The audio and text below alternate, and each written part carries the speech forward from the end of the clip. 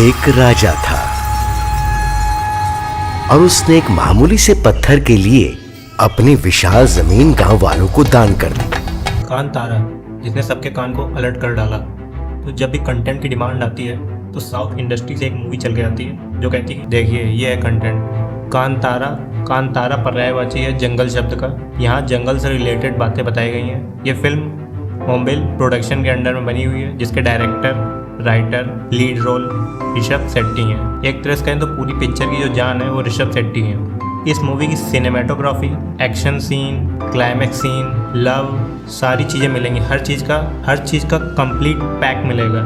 एक तरह से कहें तो कंप्लीट मसाला मूवी है, जो मूवी के बारे में आप सोच भी नहीं सकते। इसमें उस तरह लेवल की एक हाइप क्रिएट की गई है। मूवी को एक बढ़िया स्मूथली तरीके से डायरेक्ट किया गया है। तो आप डायरेक्शन देख लें, एक्शन देख लें, जो सीन्स हैं उसको देख के आप इसके फ़ैन बन जाएंगे। जैसे KGF भी होम्बिल प्रोडक्शन की फिल्म थी, तो होम्बिल प्रोडक्शन एक अपनी अलग पहचान बना चुका है प्रोडक्शन की लाइन में। KGF सीरीज़ के बाद KGF 2 और उसके बाद KGF 2 के बाद ये थर्ड मूवी कांतारा, उसके बाद नेक्स्ट लगी सलार। वो भी एक एक्शन पैक्ड फिल्म रहने वाली है, उसकी भी एक अलग लेवल की हाइप है। तो ये मूवी स्टार्ट होती है 1847 के टाइम से। इसे मूल पर्वत से लेकर पड़वन सागर तक का राज्य का एक राजा जो होता है वो उसका राज्य पूरा खुशहाल रहता है, लेकिन वो एक सुख शांति की तलाश में ढूंढता रहता है। उसको नींद नहीं आती, मन की शांति नहीं रहती। तो वो एक तांत्रिक से पूछता है, तो तांत्रिक कहता है तुम्हें एक सुख शांति की तलाश खुद ही करनी पड़ती है। तो इसकी तलाश में जंगल निकल जाता है और एक जंगल में जाके उसको एक पत्थर मिलता है। पत्थर के सामने जाके अपना आत्मसमर्पण कर देता है, या तो एक तरह से उसको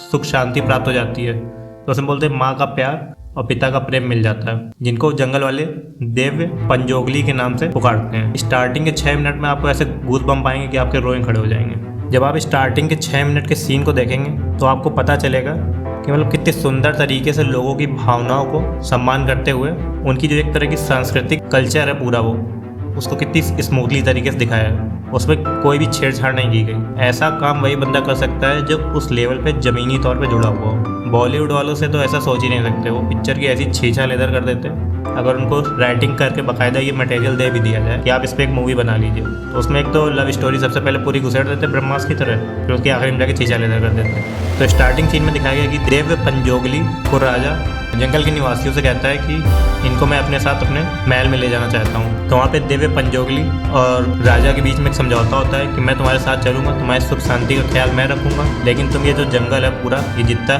जहाँ तक मेरी आवाज़ जाती है, जब वो चीखने वाली आवाज़ होती है उसकी भी एक अलग एनर्जी फील होती है। उसको आप जब देखेंगे थिएटर में देखने के इस मूवी का एक अलग ही मजा है। तो दोनों के बीच में समझौता होता है, दोनों आपस में चीज़ें ले लेते हैं। तो देव पंजोगली चले जाते हैं राजा के साथ, उनकी सुख शांति का संपूर्ण तरीके से ध्यान रखते हैं।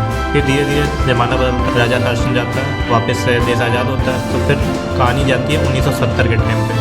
1970 में राजा की जो अगली पीढ़ी आती है वो अपनी ज़मीन वापस लेने के लिए वापस से जंगल में जाती है और उन लोगों से कहती है कि ये जंगल की ज़मीन मुझे वापस चाहिए, मैं इसको किसी और को बेचूंगा, या जो भी है आगे चीज़ें इसमें दिखाया जाएगा। तो जब देव पंजोगली उनके सामने आते हैं तो एक तरह से राजा की जो दूसरी पीढ़ी होती है वो कह देती है कि मैं किससे बात कर रहा हूँ, नृतक से या दैव्य से। तो इसी में नाराज होकर वो जंगल से चले जाते हैं। जो दैव्य का ओरिजिनल रूप है वो विष्णु जी का वराह अवतार दिखाया गया है। जंगल में कई जगह देव्य पंजोगली जिनके अंदर उपस्थित होते थे, लीड कैरेक्टर शिवा कर रहा है, वो उनके पिताजी थे। तो उनकी डेथ हो जाती है या वो एक तरह से गायब हो जाती है। कहानी जाती है 1970 के दौर पे, जिसमें राजा की दूसरी पीढ़ी जंगल की जमीन को वापस से लेने की कोशिश में जंगल वालों से बात करने जाती है, जहाँ पे भूत कोला का मेला या फंक्शन टाइप का कह दीजिए जो साल में एक बार मनाया जाता है। वहाँ पे देव पंजोगली एक इंसान के भीतर धारण होते हैं जो गांव का एक तरह से कहते हैं या पुजारी टाइप का हो गया, उसके अंदर आते थे। तो उनसे वार्तालाप के समय पे इन्होंने कहा कि नृतक हैं या दैव्य हैं, ये पूछता है। तो इससे दैव्य पंजोगली नाराज हो जाते हैं और कहते हैं कि अगर जंगल की ज़मीन को किसी ने भी छेड़ा तो उसको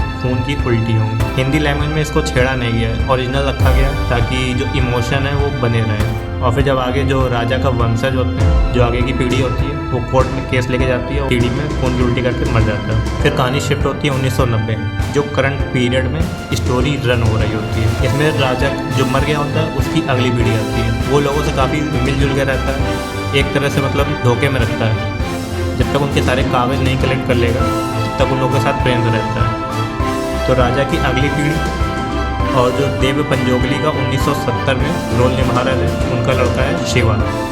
तो उनके और उनके बीच में जो संघर्ष होगा जंगल की ज़मीन को लेके, ये इस स्टोरी में दिखाया गया है।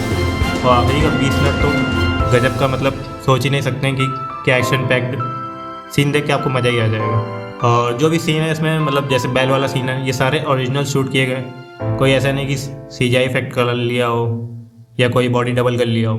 ये सारे ओरिजिनल डायरेक्टर ऋषभ शेट्टी ने भी शूट किया है। इसके बाद आगे चर्चा हम लोग करेंगे नेक्स्ट वीडियो में। मूवी पूरी फुल पैक्ड है, love story, song, action, mystery, हर चीज़ में मज़ा आ जाएगी आपको, और इसको आप सिनेमा में एंजॉय कर सकते हैं। इसकी सिनेमेटोग्राफी को आप देख के एक अलग तरह का मूवी फील कर सकते हैं। तो ये मूवी हमें बताती है कि कैसे किसी को बिना आहत करे हुए हम मूवी को एक अच्छे तरीके से प्रेजेंट कर सकते हैं, और लो बजट में।